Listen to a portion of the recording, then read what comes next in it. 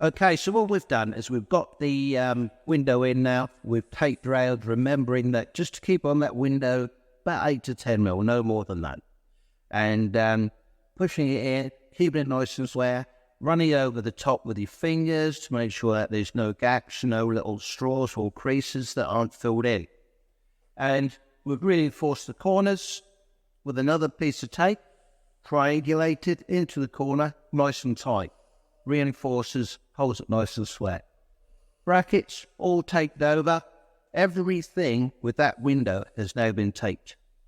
Now that should be 100% airtight.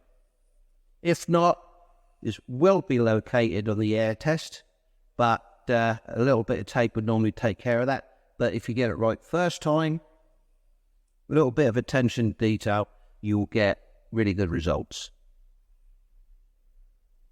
Excellent, John. So yeah, just to reiterate, you're looking for about 8 to 10 mil of the tape coming onto the window, and then that will be covered by the plaster or the insulation board, depending on what the strategy is. Yes, coming onto the window, if you come on too far, any reveal that you may take back into your window, regarded what it is, could potentially show some of that blue tape. It's not what we want. 8 to 10 mil is sufficient for the window, and that would 99% of the time be covered. Yeah, brilliant stuff.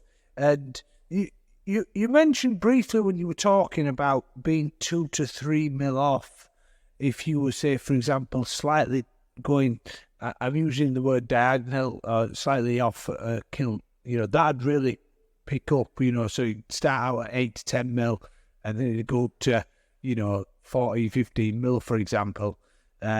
So we didn't document it all the way through, but, if you don't get it fully, I'm going to say, in line, then you do have to start again.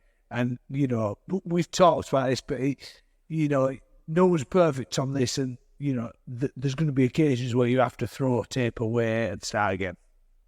There are times that if you make a mistake, you have to take it off straight away and replace it. Do not try and come back to it at a later date. Deal with it there and then. You cannot get everything 100% straight while doing a window. For instance, on here, you'll see I've got a slight wave there, but I've got an 8 mil on the window. That little wave is within a 10 mil. You can go more, but we don't. We want to stick within tolerance, because if you have a little bit of a wavy line and it's still covered, it's still doing its job. But if you mess around with it too much and you keep creeping onto the window, eventually it'll get to a point where it potentially could be seen when you got the reveal and have to be trimmed off at a later date, which could be quite difficult. Or the return onto the airtight membrane may not be sufficient. So the idea is to get a good seal on the window, good seal on the airtightness, and get that insulate gap covered. But if you do have a wave of a mil or two, that's fine. But try and keep within that 8 to 10 mil on the window. Excellent. And it was quite difficult to see. You did draw reference to it, but just sort of reiterate. Obviously, you had the bracket, which required extra tape. And yeah, that I noticed you do that. And just draw a reference to that, really. Yeah, absolutely. The brackets pay particular attention. 2 reasons for that. Is one, they're usually packed out from the surface, so they need particular attention to make sure that there's no gaps in and around the corners. And also, those corners can be quite sharp. They are a metal bracket, and sometimes if they are sharp, they could potentially cut the tape and put a hole in. So a little bit of attention to the brackets to make sure that there's no creases that have got air leaks and the metal hasn't perforated the tape.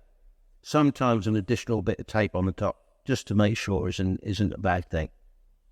Excellent stuff, John. So a little bit of a case of Groundhog Day.